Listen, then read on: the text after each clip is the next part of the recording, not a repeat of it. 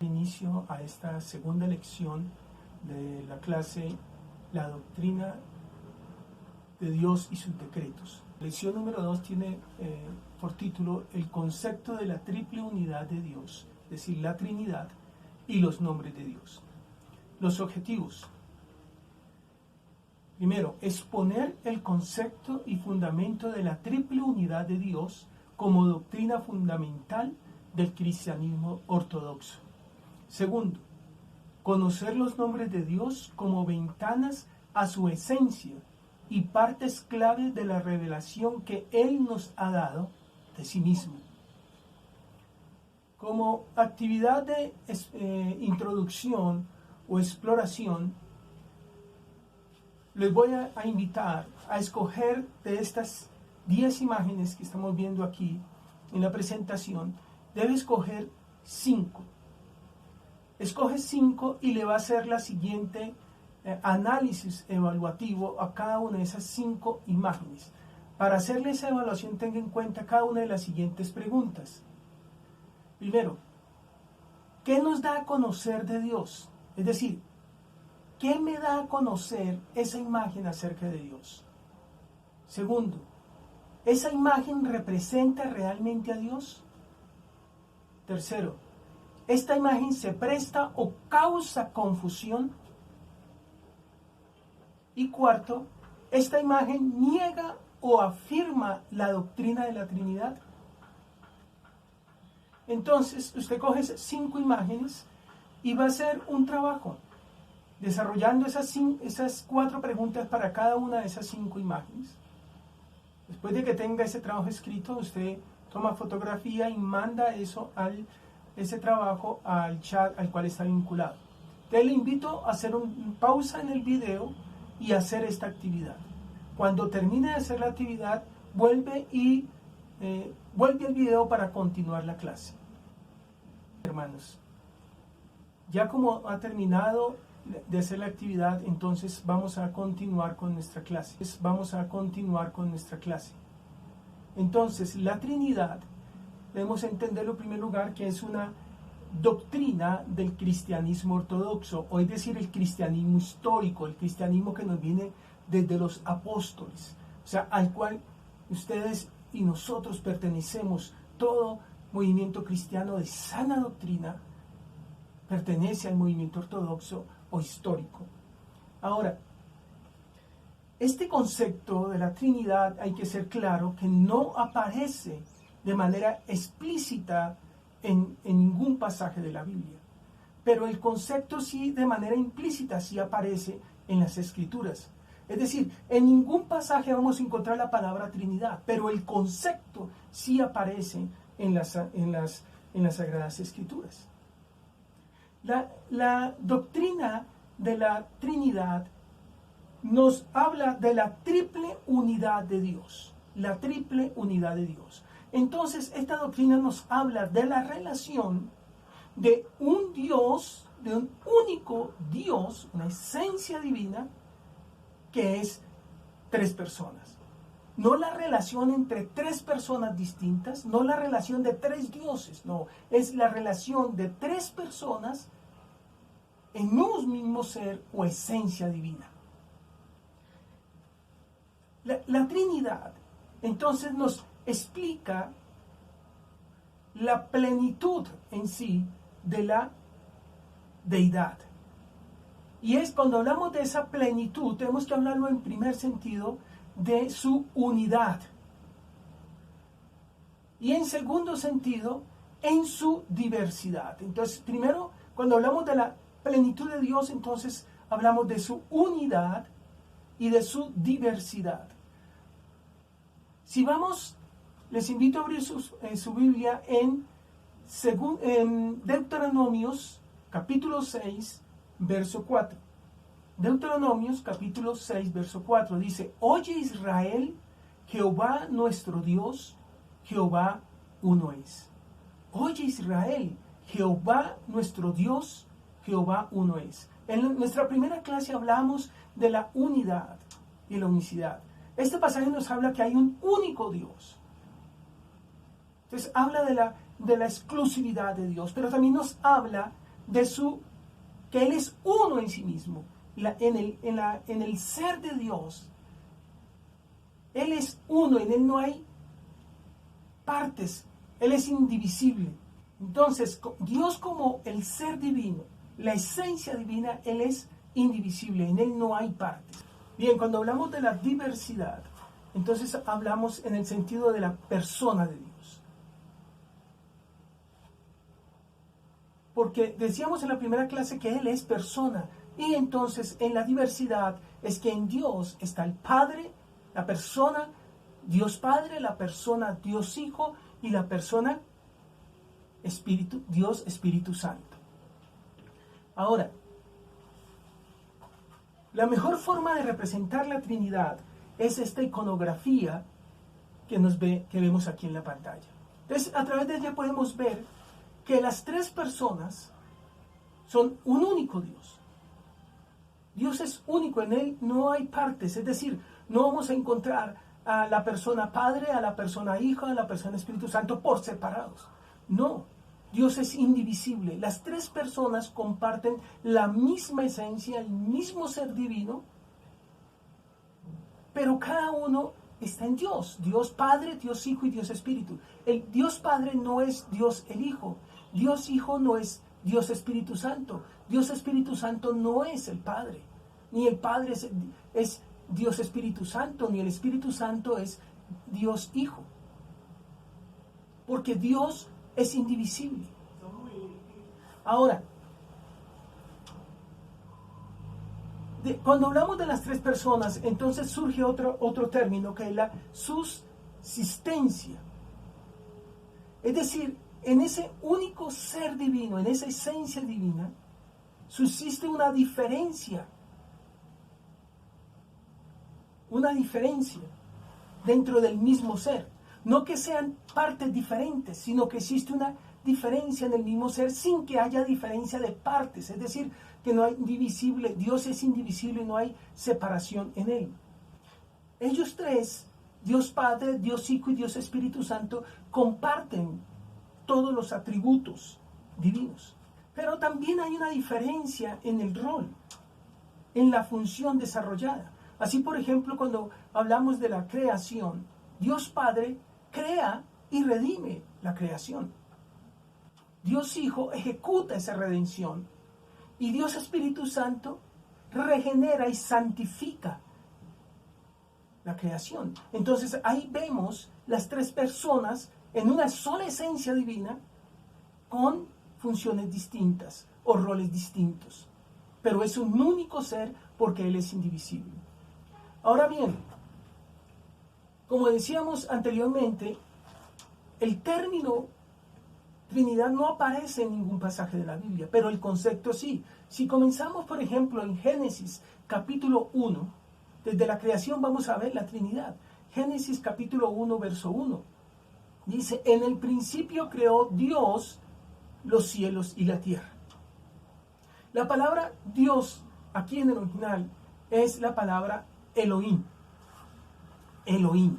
O sea que se leería, en el principio creó Elohim los cielos y la tierra.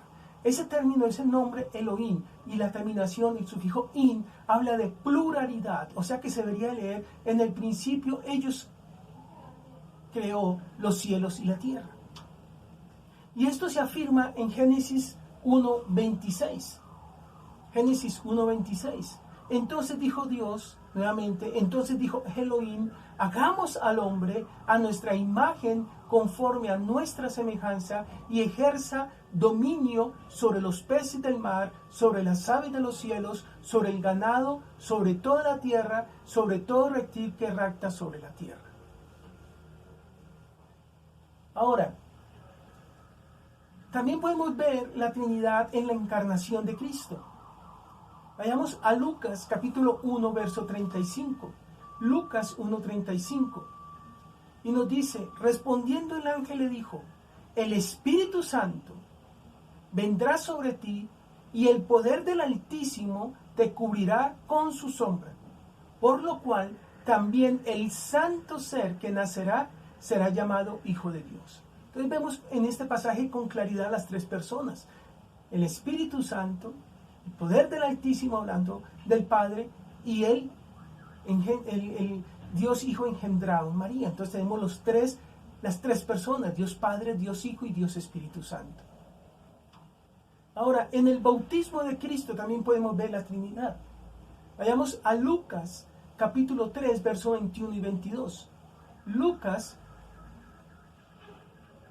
capítulo 3, 21 y 22. Aconteció que cuando todo el pueblo se bautizaba, también Jesús fue bautizado, y orando el cielo se abrió, y descendió el Espíritu Santo sobre él en forma corporal como paloma. Y vino una voz del cielo que decía: Tú eres mi Hijo amado, en ti tengo complacencia. Entonces vemos Dios Hijo, Cristo, Dios Espíritu Santo descendiendo en forma como de paloma, y la voz del Padre, Dios Padre, Dios Hijo y Dios Espíritu Santo. Ahora miremos en la resurrección de Cristo. Vamos a comenzar leyendo Romanos capítulo 6, verso 4. Romanos 6, 4. Y vamos a abordar que la resurrección de Cristo, en primer lugar, se da por el poder del Padre. Entonces Romanos 6, 4 dice: porque somos sepultados juntamente con Él para muerte por el bautismo, a fin de que como Cristo resucitó de los muertos por la gloria del Padre, así también nosotros andemos en vida nueva. Gálatas 1:1. Gálatas 1:1. Pablo, apóstol, no de hombres ni por hombres, sino por Jesucristo y por Dios Padre, que lo resucitó de los muertos. Primera de Pedro 1:3. Bendito el Dios y Padre de nuestro Señor Jesucristo, que según su grande misericordia nos hizo renacer para una esperanza viva por la resurrección de Jesucristo de los muertos. Ahora vayamos a Juan, capítulo 10, verso 18. Juan 10, 18. Nadie me la quita, sino que yo de mí mismo la pongo. Tengo el poder para ponerla y tengo el poder para volverla a tomar. Este mandamiento recibí del Padre. Ahora vayamos a Romanos 8:11. Y el Espíritu de aquel que levantó de los muertos a Jesús mora en vosotros. El que levantó de los muertos a Cristo Jesús vivificará también vuestros cuerpos mortales por su Espíritu que mora en vosotros. Entonces vemos que la resurrección de Cristo ocurre por el poder del Padre, por el poder del mismo Hijo y por el poder del Espíritu Santo. Entonces ahí estamos viendo la Trinidad. Ahora, miremos la Trinidad que también está presente en la obra expiatoria de Cristo. Hebreos 9:14. Cuánto más la sangre de Cristo, el cual mediante el Espíritu Eterno se ofreció a sí mismo sin mancha a Dios, limpiará vuestra conciencia de obras muertas para que sirváis al Dios vivo, Dios Hijo, Dios Espíritu y Dios Padre. Ahora, Primera de Pedro 1:2, siguiendo en la obra expiatoria de Cristo.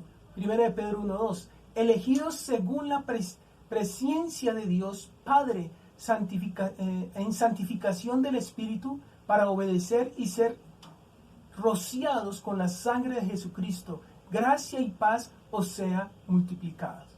Entonces, en Hebreos nos habla del Hijo y del Espíritu, y en Primera de Pedro nos habla que esa obra expiatoria también obra el Padre. Entonces obra Dios Padre, Dios Hijo y Dios Espíritu Santo. Nos muestra la Trinidad en la obra expiatoria de Cristo. Ahora, en la Gran Comisión, Mateo 28:19.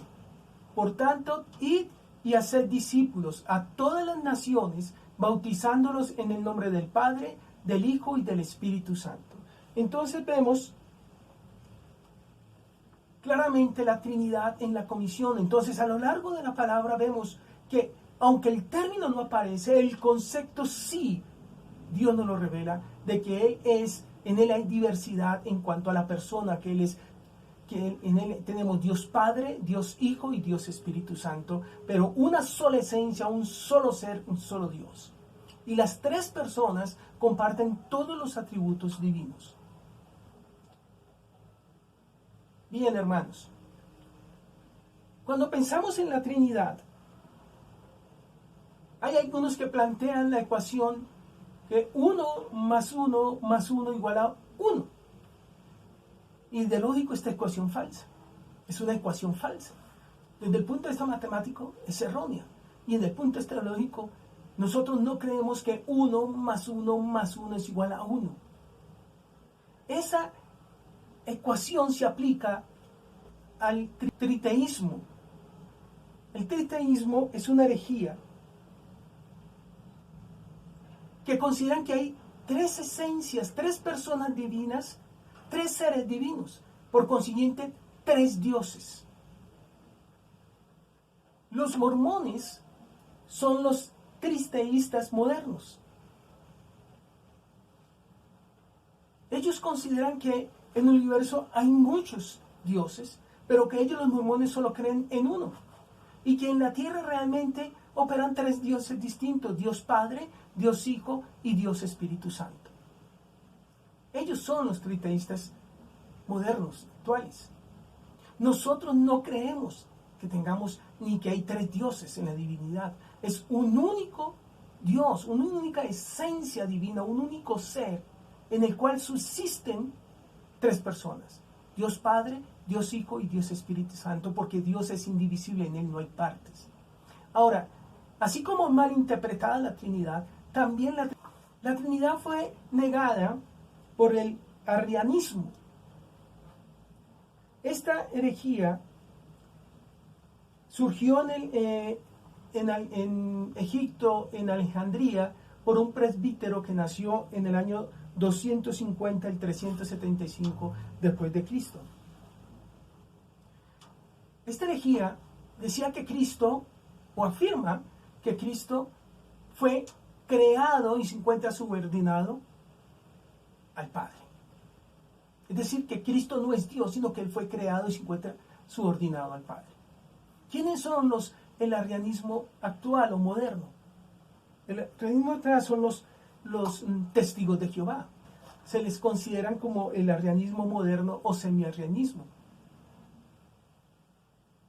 Ellos guardan pocas similitudes con el original, pero al igual que ellos no creen que Cristo sea Dios, sino que fue creado por Dios.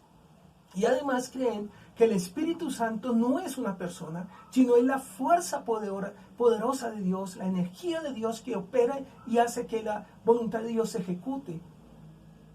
O es la manifestación del poder de Dios. Entonces es una fuerza, no una persona para ellos. Y ahí está la semejanza con el arrianismo también. También la Trinidad es negada por el modalismo. El modalismo considera que no existe Trinidad, sino solamente que Dios, en su obrar a través de la historia del hombre y en la naturaleza y en la creación, se manifiesta de distintas maneras o de formas o modos de mostrarse al hombre. Esto es, Dios se muestra como Padre, en otro momento como el Hijo en la redención, y en la santificación como Espíritu. Entonces es un único Dios, una sola esencia que se puede mostrar de formas distintas. ¿Quiénes son los modalistas modernos? Los unitarios o Jesús solos. Es un tipo modificado del modalismo. Entonces ellos creen que no existe realmente la Trinidad. Y ellos llevan a otro nivel con el que se conoce como el reducir toda la divinidad a Jesucristo, donde para ellos solo Dios es Jesucristo. Jesucristo es Dios únicamente, que se manifiesta como Dios Padre, Jesucristo se manifiesta como Dios Hijo y Jesucristo se manifiesta como Espíritu Santo. Ese es los unitarios. Entonces vemos que la Trinidad ha sido negada o ha sido malinterpretada. Ahora, hermanos, si es cierto que la Trinidad, el término como tal no aparece, pero hemos visto que sí aparece el concepto de la Trinidad. La doctrina de la Trinidad no explica con certeza el carácter misterioso de Dios. Lo que realmente ocurre con la Trinidad es que nos coloca límites de los cuales nosotros no podemos transponer en su reflexión. Es decir, nuestra mente finita no alcanza a interpretar la Trinidad, de conocer todo el misterio de Dios. Entonces lo que hace la doctrina de la Trinidad es fijar límites, los cuales no podemos sobrepasar, no podemos pasar esos límites a través de nuestras especulaciones. Cuando cuando el hombre pasa esos límites, es cuando malinterpreta la Trinidad o la niega, y en ambos casos caen en herejías que distorsionan totalmente el concepto de Dios que Él nos ha revelado. Entonces, la doctrina de la Trinidad está para fijarnos esos límites.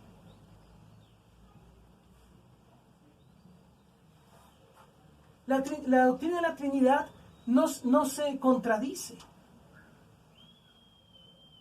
Y lo que Dios espera con la doctrina de la Trinidad o con la Trinidad que nos la muestra es que tenemos que tener confianza y entender que Dios es uno en un sentido y tres en otro sentido, pero es un único ser y las tres personas subsisten y comparten todos los atributos del ser divino.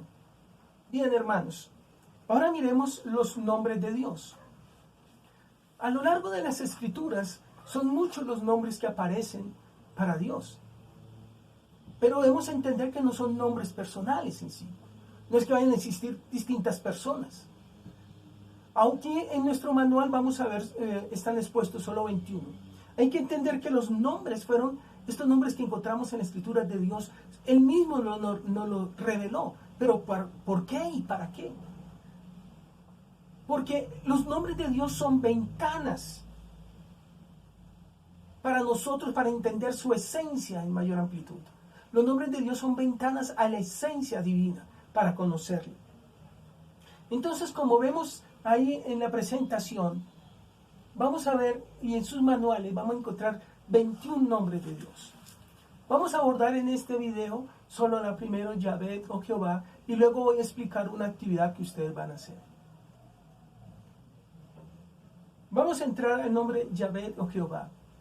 Si uno va a la Biblia textual, tercera edición, y busca el verso Éxodo 22, va a encontrar que dice: yo soy YHVH, tu Dios, quien los sacó de la tierra de Egipto, fuera de la casa de esclavitud.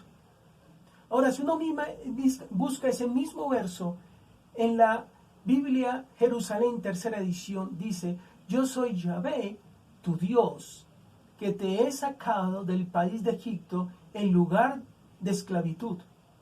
Y si uno va ese mismo verso en la Reina Valera, dice: yo soy Jehová, tu Dios, que te saqué de la tierra de Egipto, casa de servidumbre. Entonces vemos dos nombres para Dios, dos términos: Yahvé, Jehová.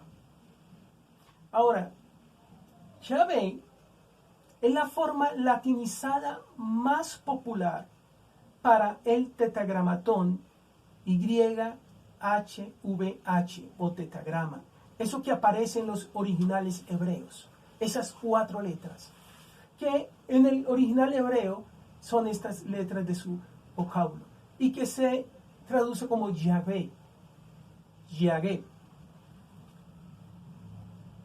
Y ese término para algunos, Yahvé,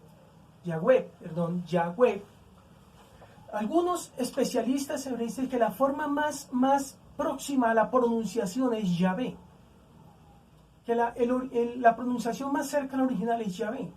Muchos estudiosos del hebreo y estudiosos de la Biblia consideran que esa es la traducción más próxima al original.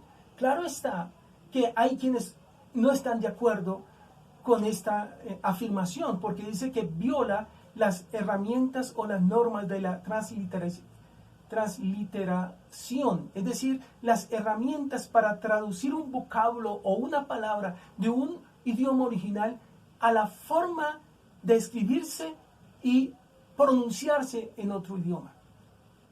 En el caso, por ejemplo, del idioma hebreo original, se considera que no usaba vocales, pero cuando es traducido, por ejemplo, el castellano o el español, que usamos vocablos, entonces ellos afirman que esa Yahvé no se ajusta a esas normas. Entonces para ellos recomiendan que es mejor Jehová o Jehová. El término Jehová también es una forma latina que surgió en la Edad Media, más o menos en el siglo VII después de Cristo, aunque no tenía de origen epistemológico, es decir, la pronunciación original quizás. ¿Cómo surgió entonces? Jehová surge cuando los traductores y los estudiosos y los que estaban pasando de un idioma a otro las escrituras fijaron las vocales de los nombres de Dios que acompañaban en el original, en algunos originales, el tetragramatón. Esas 4 letras estaban acompañadas con nombres de Dios como Elohim, Adonai o Hashem. Así, por ejemplo, como estamos viendo en la presentación, el verso Éxodo 22 en la Biblia textual de la tercera edición, dice, yo soy YHVH, y entre paréntesis aparece el tetragramatón, y luego tu Dios. En el original hebreo entonces aparecen esas 4 letras hebreas y algunos de los nombres, Elohim, Adonai o en otros casos Hashem.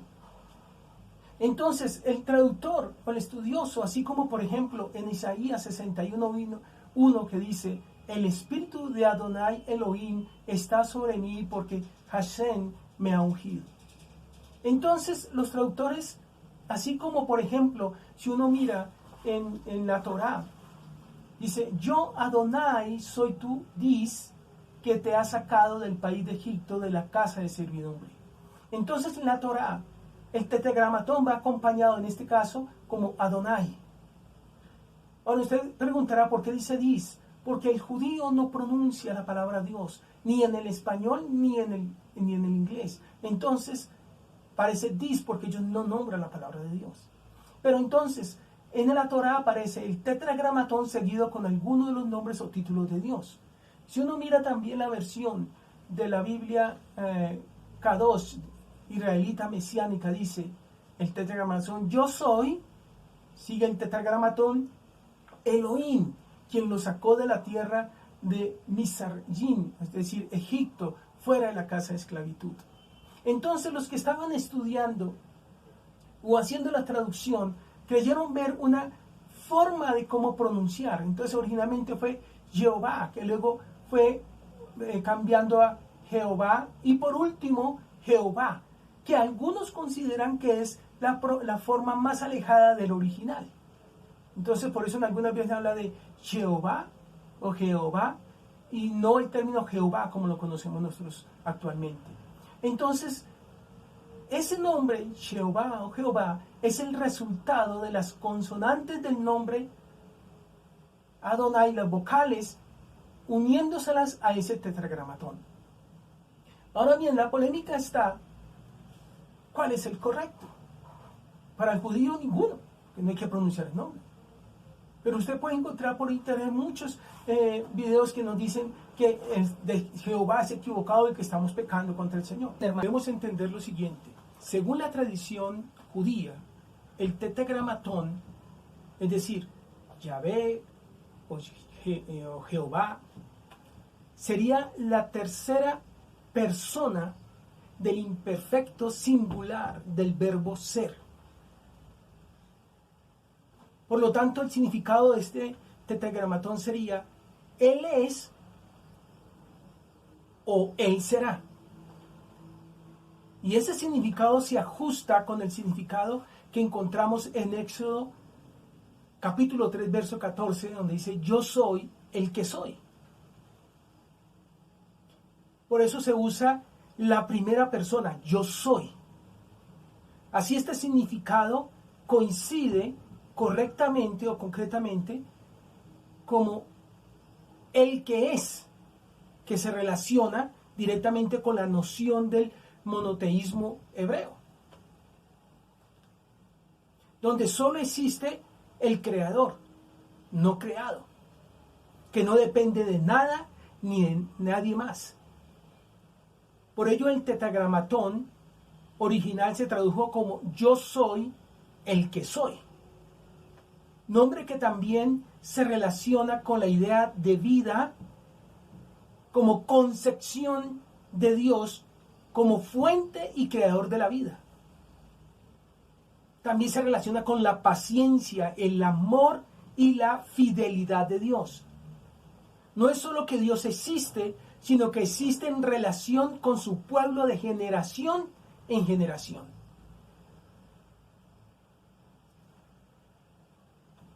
Ahora, el hecho acordado,